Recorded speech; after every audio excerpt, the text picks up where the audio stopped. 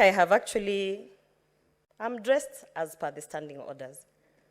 I'm covered, I have a suit, I have collars. I'm just short of a tie. I'm very disappointed. I'm actually more disappointed because the point of order that is being raised to try and attack an accident that is natural, because I have stained my clothes. And at the end of the day, I just want to know, while we are discussing this issue that is not even in the order paper, is it because senators are not women who have periods? I want to know, because then maybe I shouldn't be in this house, because I have periods, Mr. Speaker.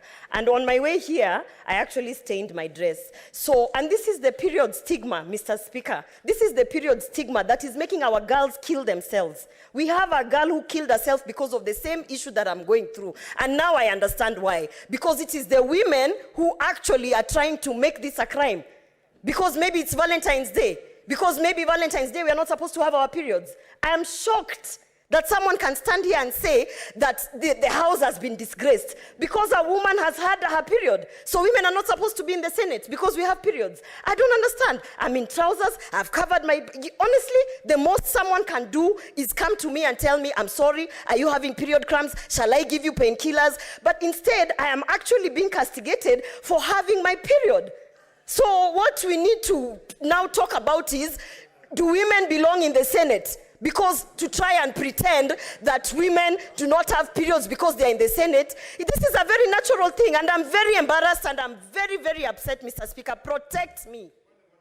Yes, Senator Ledama. Mr. Speaker, someone once said that as leaders, we should be judged by the content of our speech. It is quite evident that the distinguished senator is picketing. If you hear her sentences or her words, she's actually raising something. She's not on her menstrual cycle. It is quite clear that from what she's trying to share with the rest of the world is that she's picketing. And Mr. Speaker, we see this thing in social media, we see it in TikToks, we see it all over. We're not blind and we're not stupid. What is happening is this. We need to ask ourselves, should we be having that debate today? Should we be focusing on trying to constitute the House? If it is an important matter that needs to be discussed, I would like to beseech you, Mr. Speaker, that you direct the senator to bring a motion so that we can speak about it. But to attempt to disrupt the House, you know, the distinguished senator, and I'll be very respectful, I will call her distinguished senator, has been walking up and down, up and down. All of us are looking. If indeed, Mr. Speaker, she's being honest, and she's not being honest in this case, I think if any mature person, when they realize that they are going through something which, culturally, it's something which is taboo to be discussed, she would have gone to the bathroom, she would have covered herself, and even the other distinguished senators who are from the female gender here would have given her something to wear. But they know that she's picketing. So, Mr. Speaker, I would like to request you that you save this House so that men and women who sit in this House can be good example to the millions of Kenyans that we represent. So, Mr. Speaker, I really beseech you that you rule the distinguished nominated senator out of order. And if she wants to picket, picketing is outside. Every so often, when we raise matters outside this House, we are told you are the senators. Go to the Senate and pass laws. Why are we then now coming in to reduce ourselves to demonstrators on the floor of the House? So, Mr. Speaker, this is very discouraging. And I request that you rule her completely out of order. Senator Muma.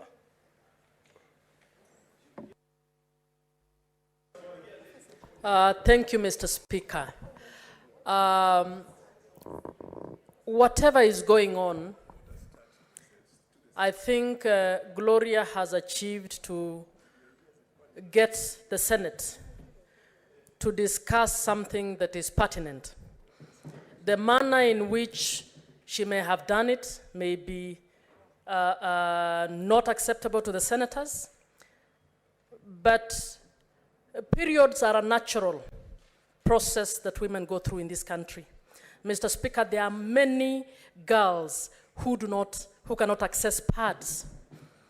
And there are many girls who get into the situation that Gloria has modeled today in the Senate. And what happens is that they get shamed. Many of them have dropped out of school.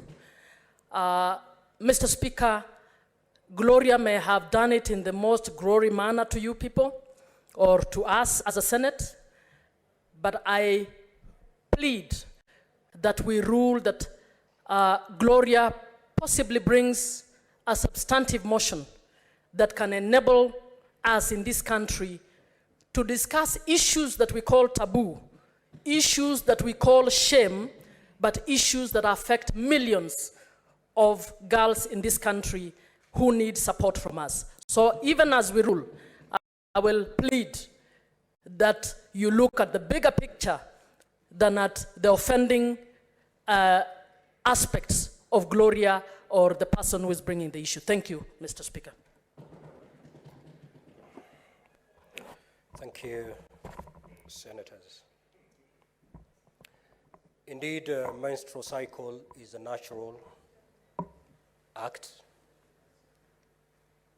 However, there is a behavior that a woman is expected to uphold whenever they're going through that cycle period.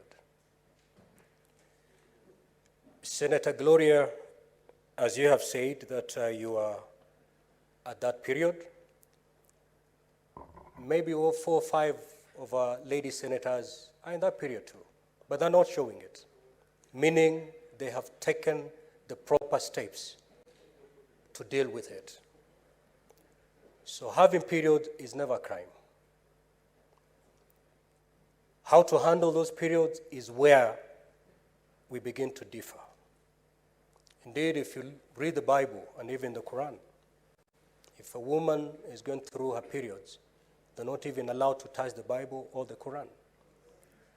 So you cannot say that being discriminated against.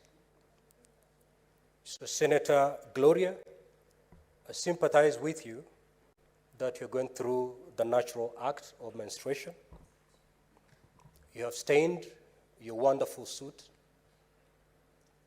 I'm not asking you to leave because you're out of order, but I'm asking you to leave so that you go change and come back with a cloth that is not stained. We appreciate you. Kindly proceed to go change and come back to the chambers. Next order.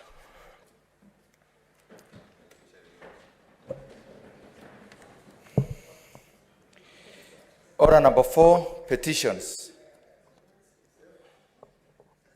Order number 5, papers.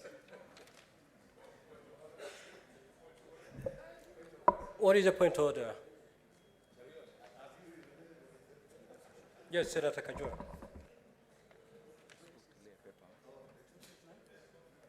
Can you, thank you.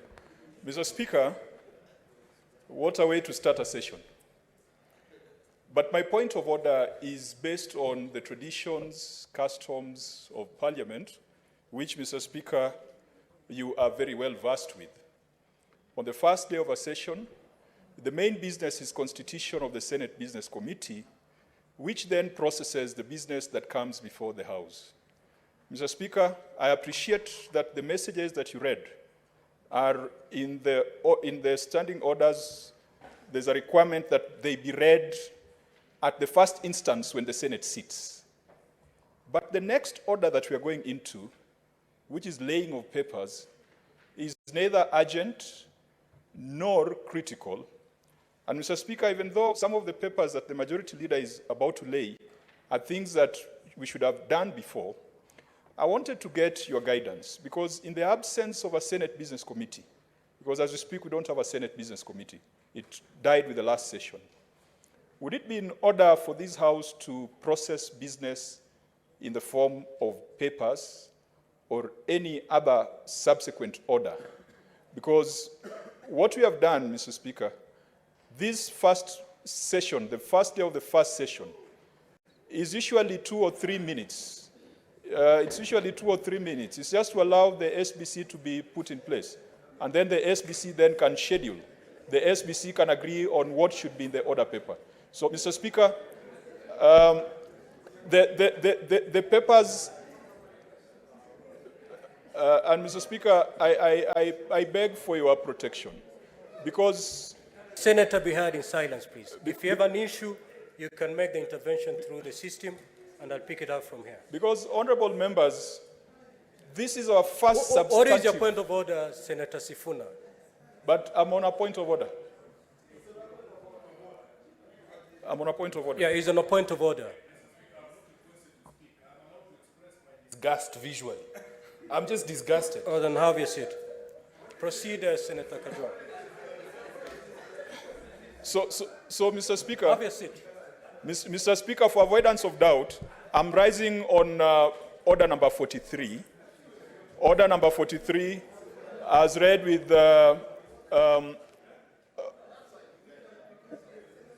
Can the senator be heard in silence, please?